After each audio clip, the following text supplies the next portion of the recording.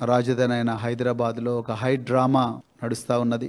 మరి ఒక బాధ్యతాయుతమైన మంత్రి ఇంటికి టాస్క్ ఫోర్స్ పోలీసులు, నిందితుడు ఉన్నాడని తెలిసి కూడా టాస్క్ ఫోర్స్ పోలీసులు నిందితుడిని పట్టుకురాలేని ఒక భయానకమైన పరిస్థితి గురించి ఇవాళ తెలంగాణ ప్రజలందరికీ కూడా నిజాలు చెప్పాల్సిన బాధ్యత భారత రాష్ట్ర సమితి మీద ఉన్నది. నిజానికి తెలంగాణ చరిత్రలో ఎప్పుడు కూడా ఇలాంటి పరిస్థితి వస్తుందని ఏ పౌరుడు కూడా అనుకోలేదు.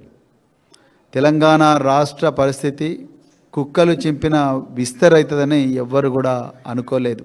ఇలా మంత్రుల స్థానంలో మాఫియా డాన్లు కూర్చోవలసి వస్తుంది.